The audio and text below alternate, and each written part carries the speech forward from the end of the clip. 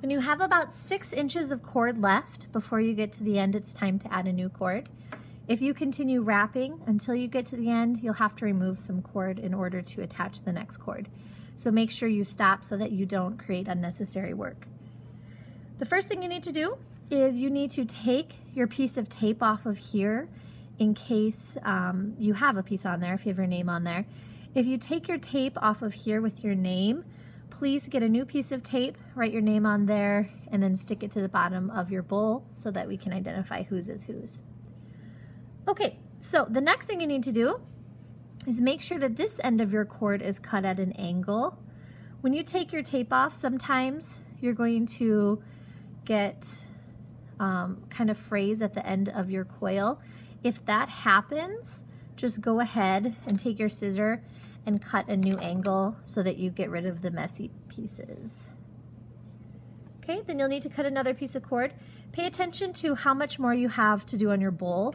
If you have a significant amount yet, cut a larger piece, but if you only have a little bit to do, make sure you don't cut a huge piece of cord. When you cut your new cord, just like you did with this on both sides, you need to make sure that you cut it at an angle. Okay, so here's a piece of cord that I've cut.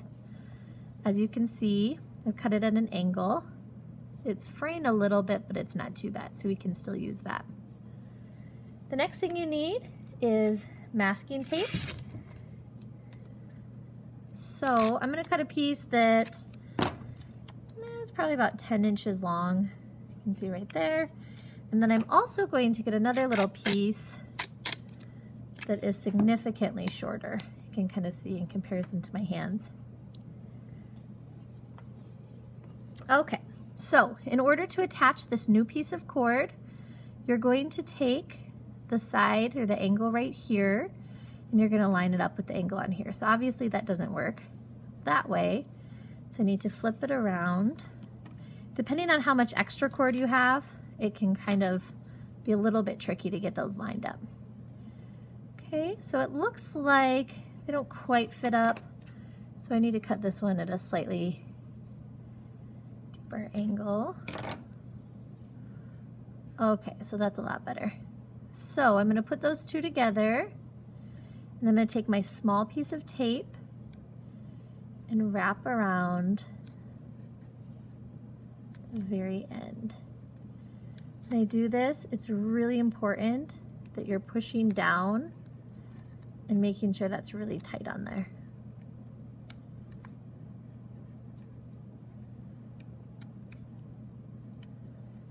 Okay, once you get that piece, you're going to make sure it's on there as tight as it can get. Okay, and then you're going to take your larger piece and you're going to start on one side, either there or there. You're just going to start wrapping it around.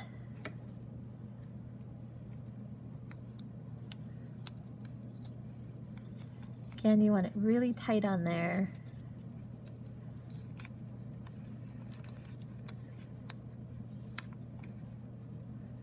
So that it doesn't show through when you do your final stitching.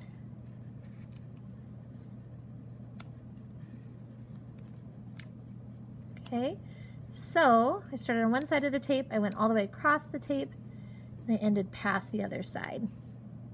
So next thing, I'm going to push it down again, make sure there are no major bumps sticking up.